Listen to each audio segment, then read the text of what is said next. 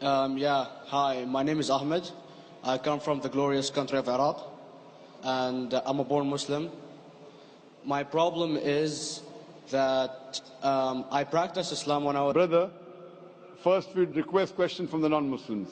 Once all the questions from non-Muslims are over, inshallah we'll give you a chance. Yeah, but I'm telling you my problem only. Okay. But you said you're Ahmed and you're a born Muslim. I am born Muslim. But now are you a Muslim or not? I'm agnostic. Oh, so now you have left the religion of Islam. Yeah, I'm confused. Okay, fine. If you have left the religion of Islam, you can ask the question, brother. Okay.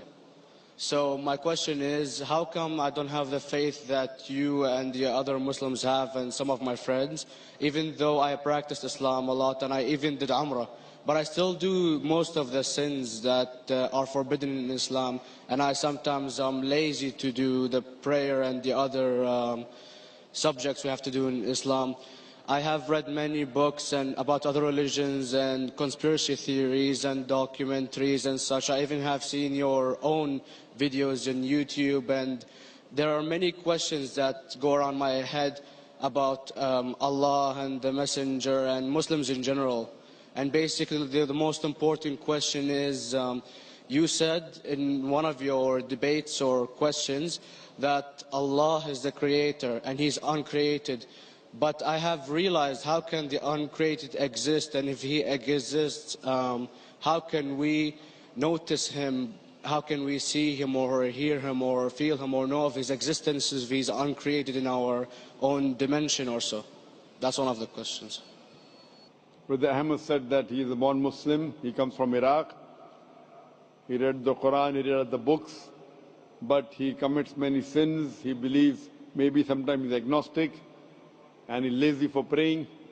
Brother, before I answer your main question, if you do sins and if you're lazy for praying, that does not make you a non-Muslim. As long as you believe that praying is fard, sometimes you miss, it's a sin.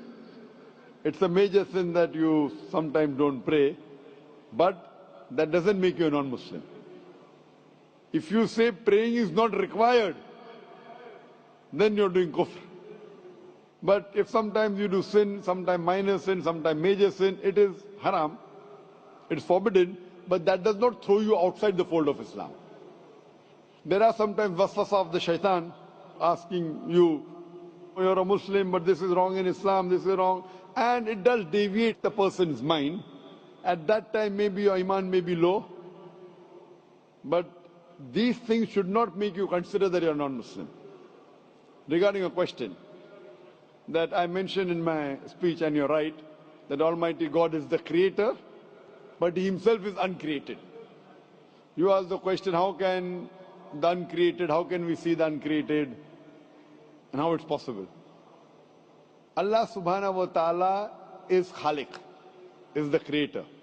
And by definition, He's uncreated.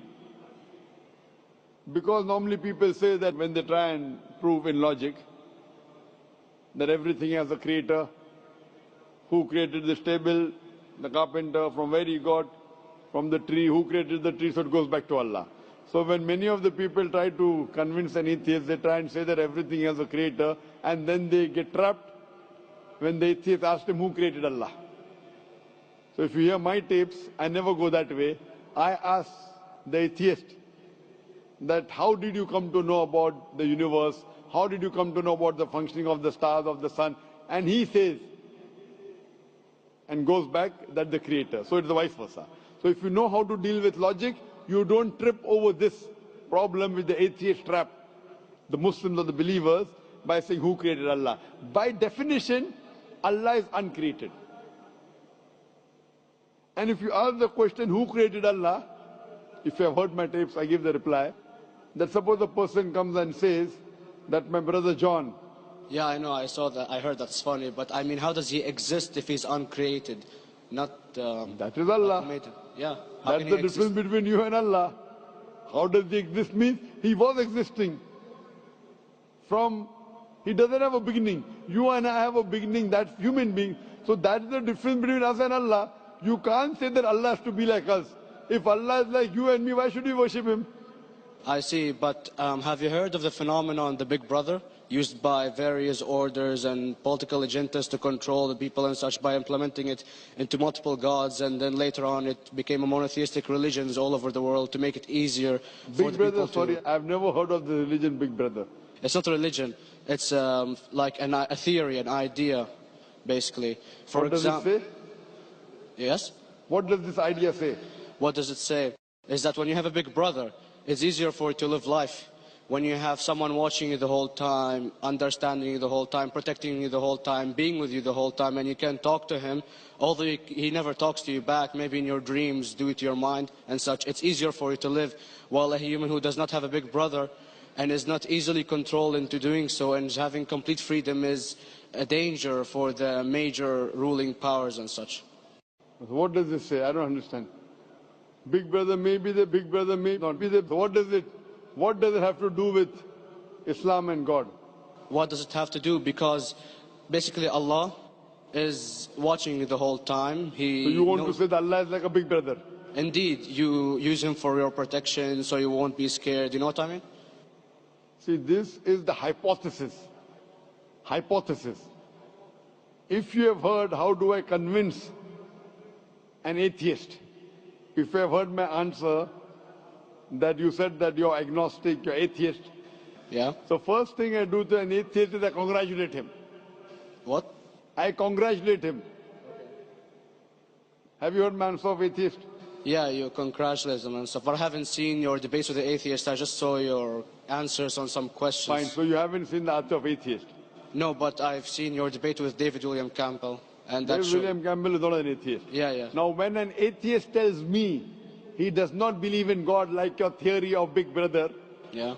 And if you believe in that theory, I will ask you, first thing I do to the atheist, I congratulate him. You know why? Yeah, because they think and they don't follow what their parent does and such stuff like that. No. I congratulate him because he is not doing blind belief.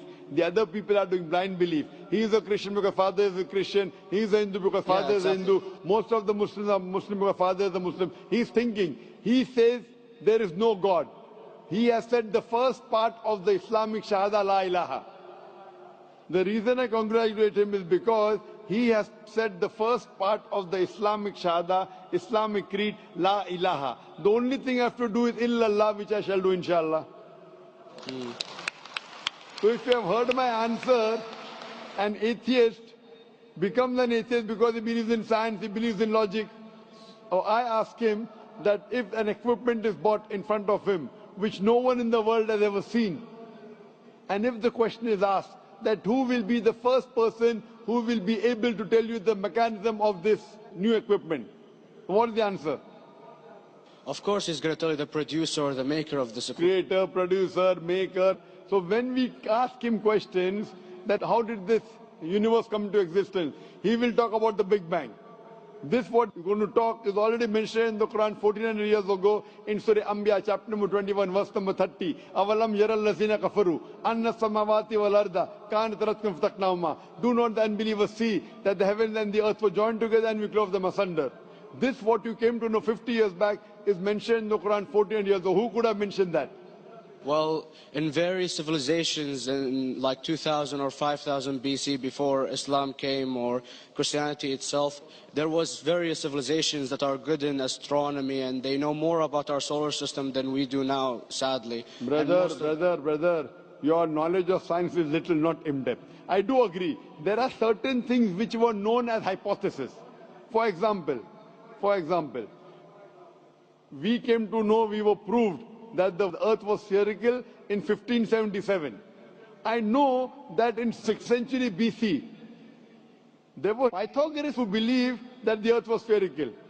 But the same Pythagoreans who believed the earth was spherical also believed that the earth was the center of the universe, which is wrong. You show me one civilization which believes 100% what the Quran has mentioned. I challenge you. What you say, so do you mean to say there was a person who said, okay, this civilization, out of 100 things, these 2 things are right. Out of 100 things, these 5 things are right. Out of this 100, and picked and chose. Who can do that? No one besides the Creator. Even if you know that there were 10 different civilizations, hundreds of civilizations, there is not a single civilization that you know in the past which knew 100% of science what we know today. So where is your logic? Where is your theory? I do know that certain things are hypotheses, which were proved later on. But there is not a single civilization which knows everything what is mentioned in the Quran. So the answer goes back to the original question, who could have collected this in the Quran? Someone 1400 years back, could he do and say, okay, out of these 100 things, these 3 are right, out of these 100 things, these 2 are right, out of this, it's not possible. Mathematically, it's not possible. Well, you never gave the idea of extraterrestrials or so. I mean, knowledge is power, and... Brother, I'm asking you a simple question. We are not come here to have a debate. Yeah. I'm asking you a question. Point out a single civilization, you're asking something else.